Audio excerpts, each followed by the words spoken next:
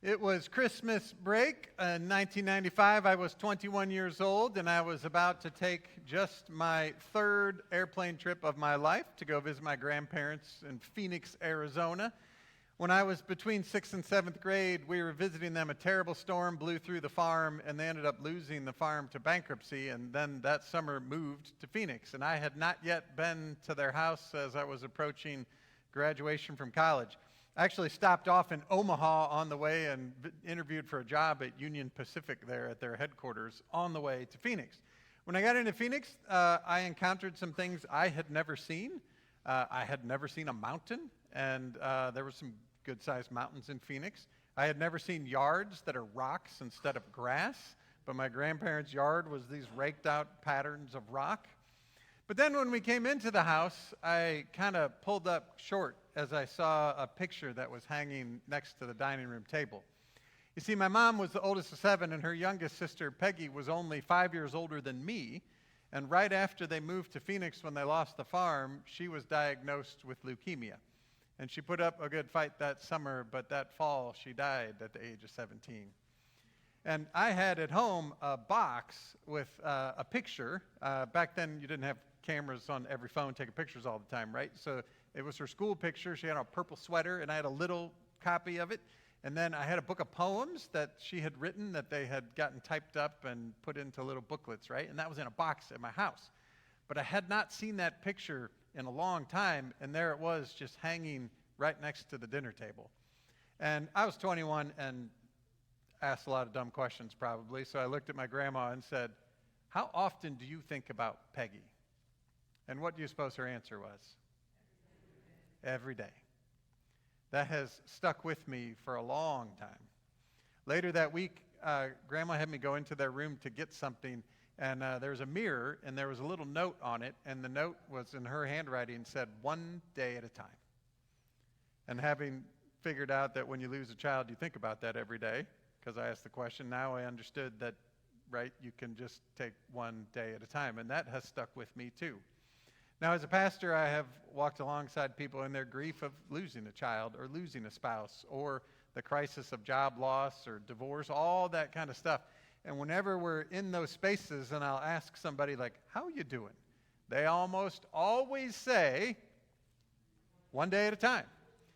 And the reality is, we really only can live one day at a time. When things are going well, we try to live more than one day at a time. And we should plan, right? We should plan for retirement. We should plan to pay our taxes. We should, there's certain things we should anticipate and look to the future. But we also can be so focused on getting a promotion or so focused on things that we forget to live today. We maybe don't spend enough time with our kids or with our friends or with the other people in our lives that matter to us because we're not anchored in today. It also can be the worries of the future. We can be so worried about worst-case scenarios, about what we think is going to happen, that we lose track of being fully present in the moment. We also can get stuck in the past with grief, with guilt, with regret. How much does any of that help us in any given day? Not much, right? But it's in those times of crisis that we realize what is always true, and that's that we can only live one day at a time. And that happens in crisis because we're just trying to survive the day. We can't get enough energy to worry about too much in the future, and we're not even stuck in the past because today is enough. One day at a time. Now, much of my brain believes that we should just live in the present, right? And stay in the present and fully embrace in the present.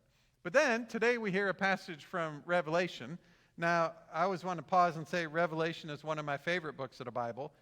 In our culture, it has the idea that there's some kind of scary rapture coming and Jesus is going to come smite a bunch of people. The primary image of Jesus in Revelation is a lamb. Is that a scary animal or something that evokes more like peace?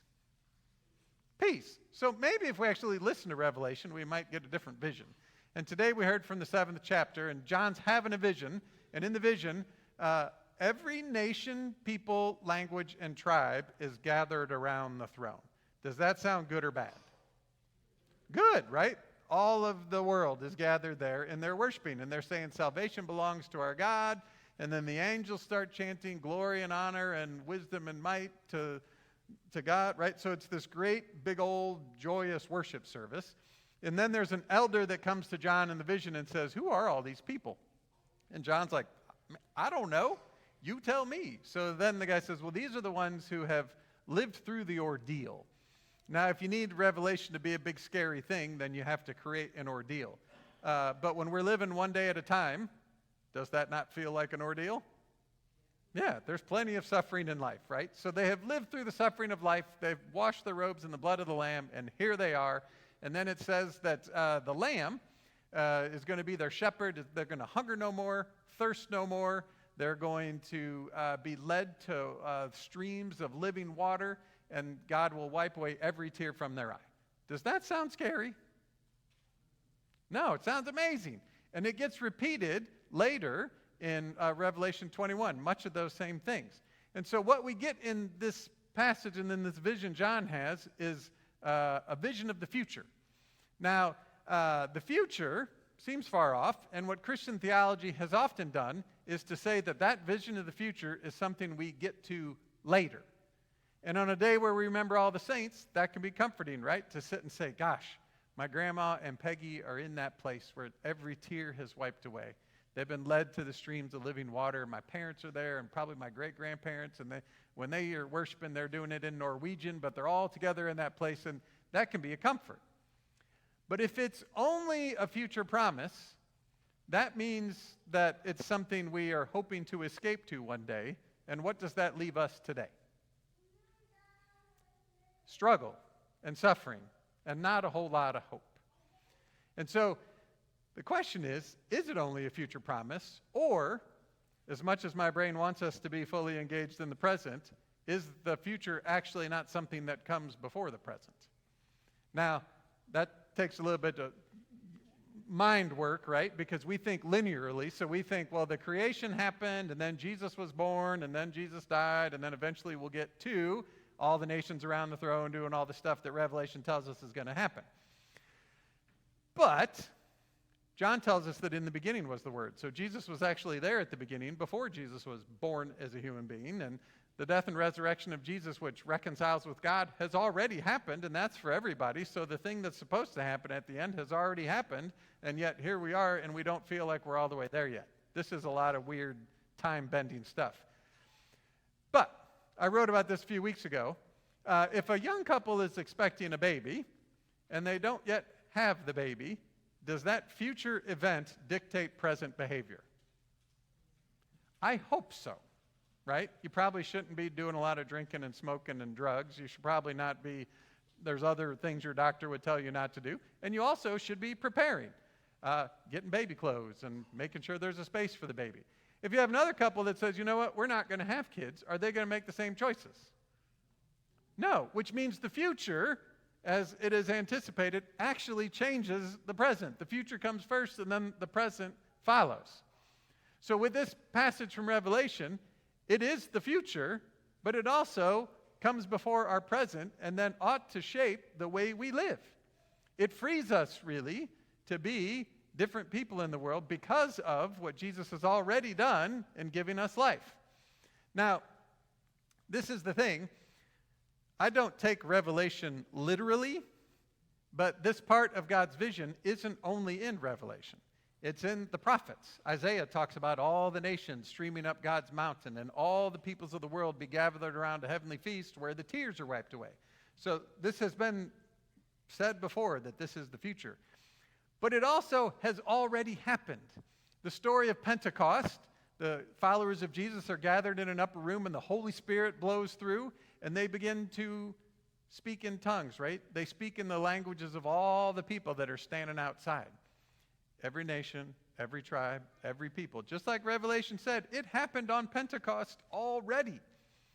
And so our task, right, is then to say if that promise is the future, but it's also the present, then it's to say, well, then the present is with us right now, and that gives us hope not just for later, but for right now.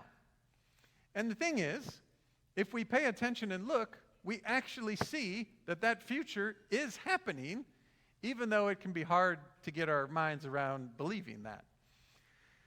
As several examples, right now I've had plenty of conversations with people who feel like things are really bad right now, maybe worse than ever. Anybody feel that way? So I went back and did some research this week. The 14th century plague, they guessed that it killed between 75 and 200 million people out of what they guessed were 400 million people in the world. Not to compare suffering, but I would have rather lived through the pandemic we did than the 14th century plague. The 30 Years' War in Europe, between 4.5 and 8 million people died.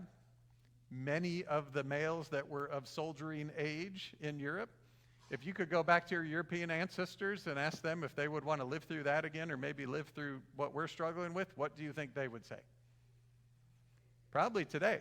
And even if you talk about our politics and say it's more divisive than ever, I think it was in 1856 that a guy went into the Senate chamber and tried to beat a guy to death with his cane. Like, people are people. There's always been suffering and struggling. But statistically, if you look at it, there's less war and killing than there has ever been.